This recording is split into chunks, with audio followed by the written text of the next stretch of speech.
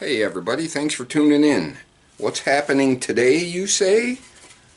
I got this big old slab of mahogany, as you can see from the side grain.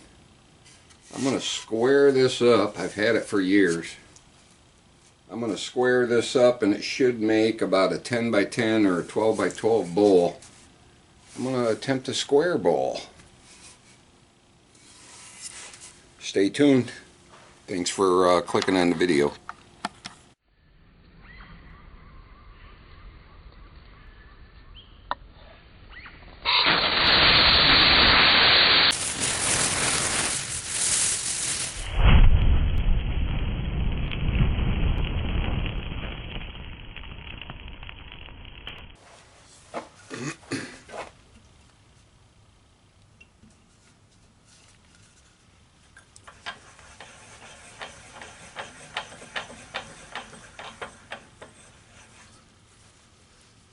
I have a couple cracks in this thing.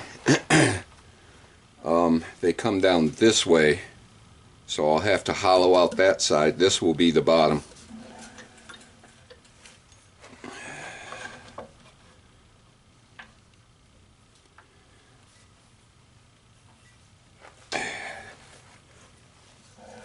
Alright, let's see what kind of balance we got.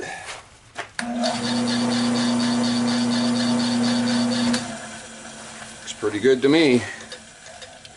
I'm going to try it up on the next highest speed and see where it is.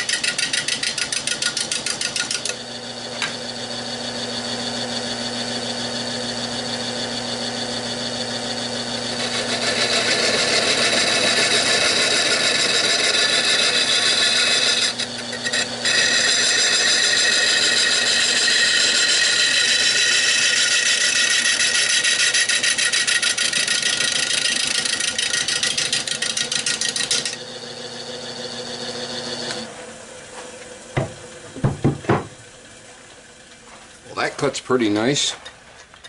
This piece of mahogany is old. I've had it for probably 15 years.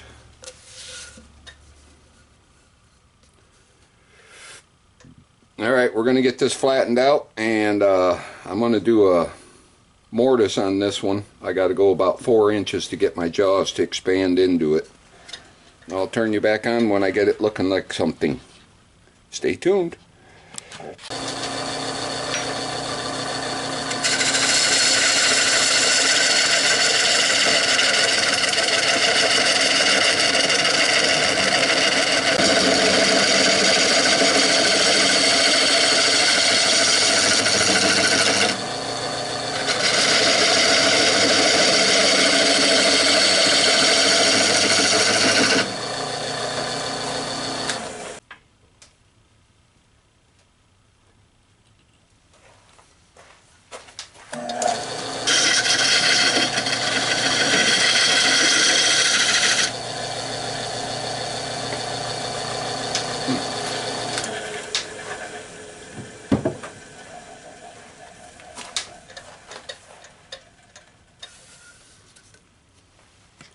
Alright, with my tailstock in the way, everything's kind of tight. I think I'm going to remount this on the woodworm screw so I can actually pull this off for a minute to square up my shoulders. I think for right now I'll get the rest of this where I want it, and then do a quick change over to the woodworm screw, and then finish up this mortise. Okay, sometimes I really hate my brain. I was going to make a simple, shallow, kind of like a tray bowl with the middle foot. And then I started looking at this big thick piece of mahogany, and I would have been turning away a lot of it just to make a shallow bowl. You know what I'm saying? And I don't have a bandsaw, and my table saw is not big enough to split this and make 2 shallow bowls. So what my pea brain came up with, and I don't even know if it'll work, is that kind of shape of a bowl suspended in air, and leave these 4 corners so they'll have like triangular, flatten this off and have like triangular feet holding up the bowl. That may be more interesting. Can you picture it? This would be rounded up and take the feet right up to about here, and then they would come down and of course be flattened off. So it'd be basically a suspended bowl, if it works. If it don't work, I can just turn these feet back off and just make a simple mahogany bowl. So it won't go to waste. But I've never tried anything like that before. I'm going to give it a shot. This could be a disaster, which makes great video. Or it might work out, which makes great video. So let me rethink this a minute, and we'll continue on.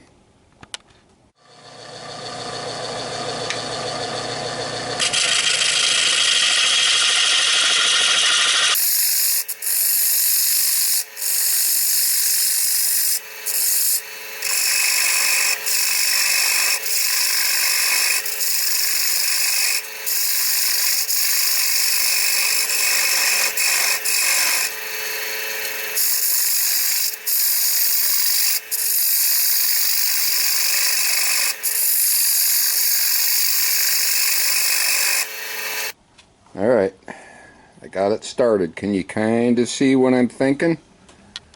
What do you think? I'm also thinking to get rid of these chips. I don't want to take the blank down any further, so I'll probably just round that over. Make nice round corners. We'll see. So that's kind of what I'm thinking.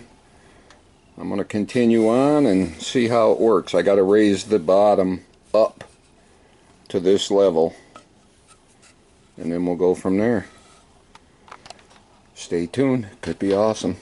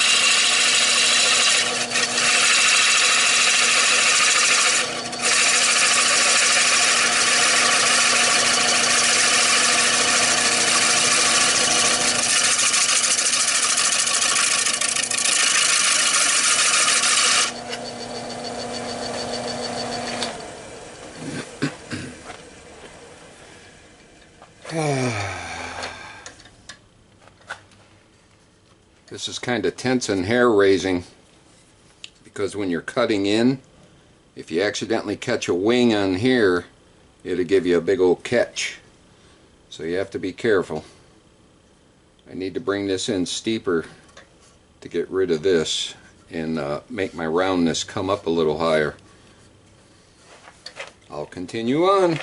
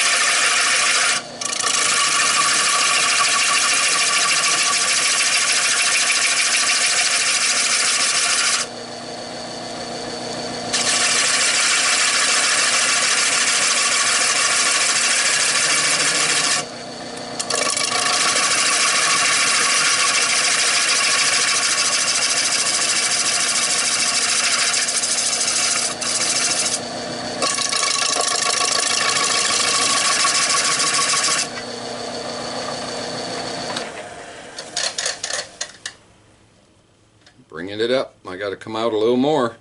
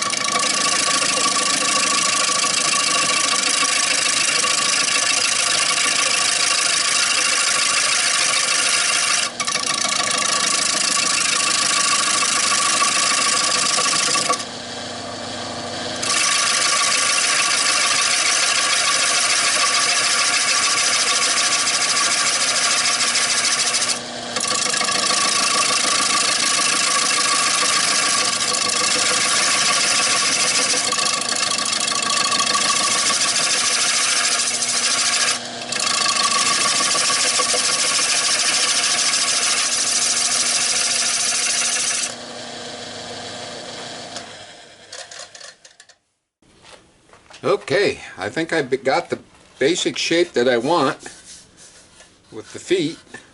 I got it fairly smooth, and now I don't know how I'm going to do it. Time for scary sanding. Alright, I got it flipped around. It actually sanded a lot easier than I thought it was going to. Mahogany sands pretty easy, and there's only a few spots I couldn't get into, so I'll have to do that by hand, of course, but that's no big deal. I've done worse.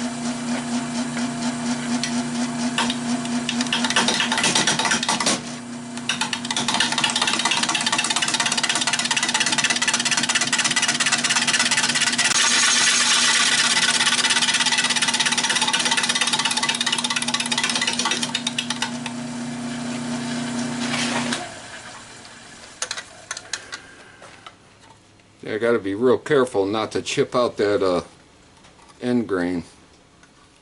So I'm going to scrape this back and get it nice and flat. I think I might put a little rim in there.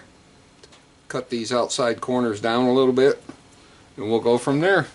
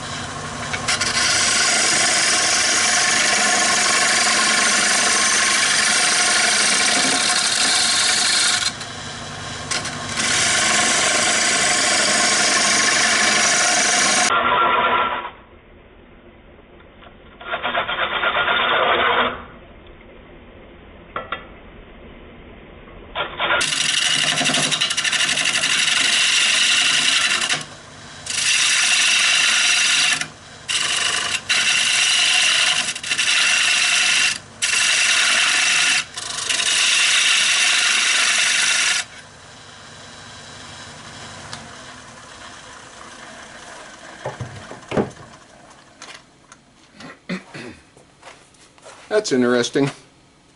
Oh, I see why, because I'm actually hitting cross grain. You see how that was bouncing and popping?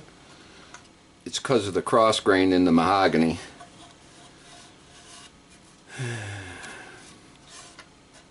Alright, I'm going to keep hammering away at it. I'll turn you back on when I get her close to sanding.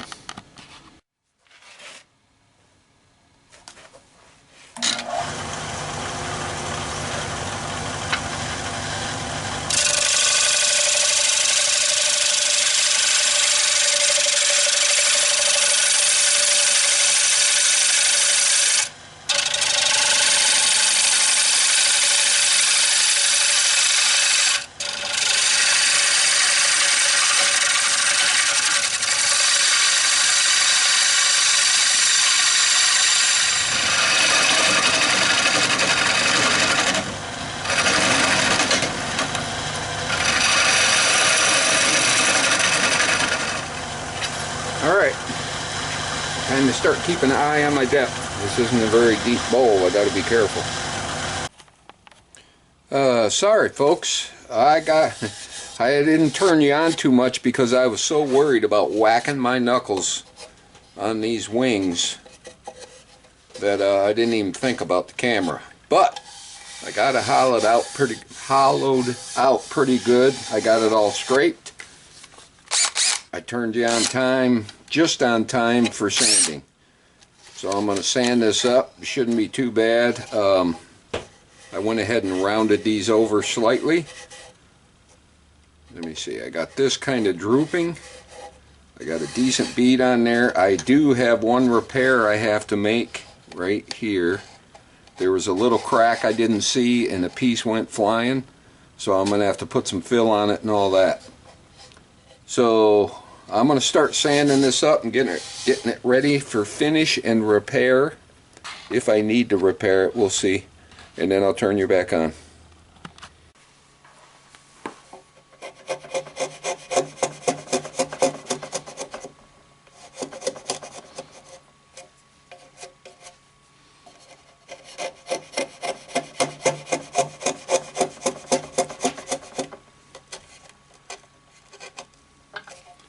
Just trying to knock off that little bit of tear out on the corners of the legs, and if I can't get this smooth enough, I'll just round it over because it's a little unsupported piece of end grain in it, wanting to just break off instead of slicing. Nah, I'll get it close. I'll get it close like that. Then I'll take a piece of sandpaper like this and just round it up. It would look more natural anyhow, rounded probably. So I got 1, 2, 3, 4, 5, 6, 7, 8 corners to do that on. Yippee!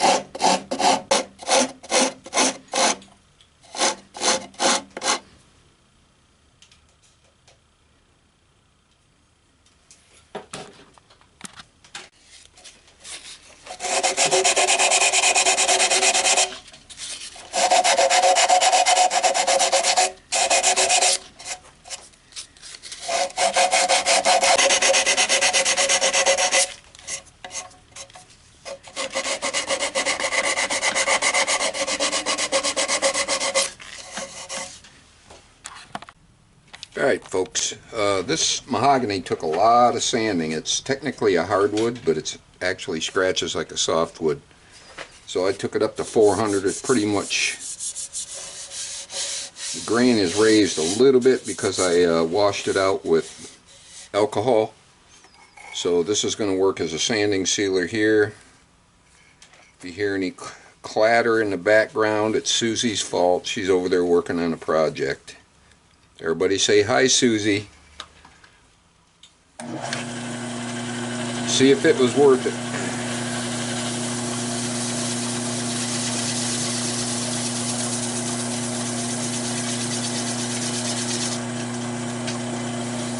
I've always loved mahogany, but it is a bear to work with. The grain has a tendency to change places. I mean, change directions.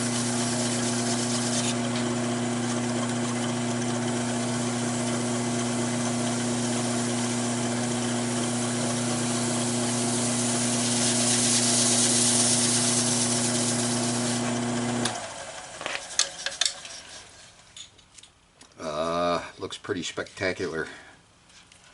That's just a sanding sealer. So I'll turn you back on when we're ready for another coat. I love that color. Well, geez, I guess I could have turned you on. I have done way too much hand sanding on this piece for my liking. Mahogany is just one of those woods. The end result looks awesome, but getting to that result is a lot of work. Mahogany is one of those woods with big pores in the grain. You could almost, actually I've done it before, is use a paste grain filler on it, just so you get a decent surface. So I'm sure I'm going to be hand sanding this some more. See if I get rid of any drips.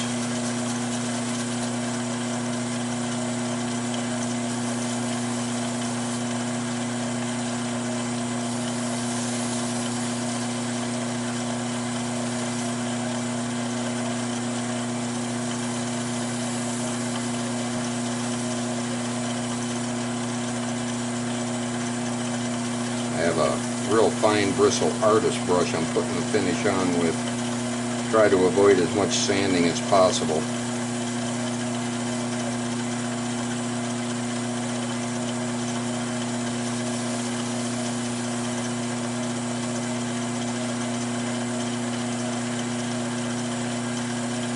This is sanded up to 400, which I usually don't do, but on mahogany I think it's a necessity.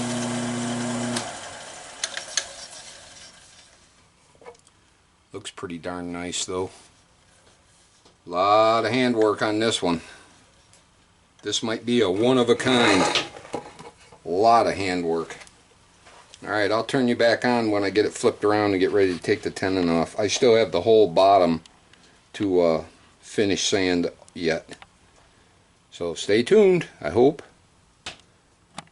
Good morning, everybody. Time to get this thing flipped around. I worked late last night getting a decent finish on it. Looks pretty awesome. But it's time to get it flipped around, get that tenon taken off, and sand up the back.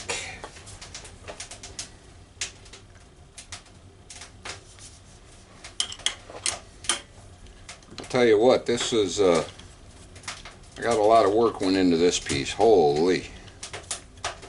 I'm glad I only had the one big chunk of mahogany. I don't know if I'd want to do that again. Uncountless, well, not uncountless, a lot of hours sanding, a lot of detail, trying to break it. Got my little center point still.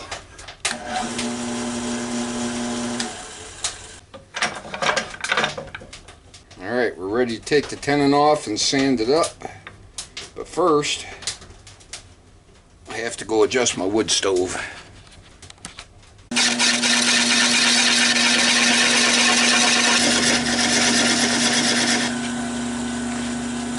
Alright, I'm going to leave it right there, keep my nub strong so I can sand up the bottom. I'll turn you back on when I get this all sanded and get ready to take it all the way off. Alright, I got it sanded up to 400, got it all dusted off, wiped down with some denatured alcohol. Let's get a sanding sealer on there.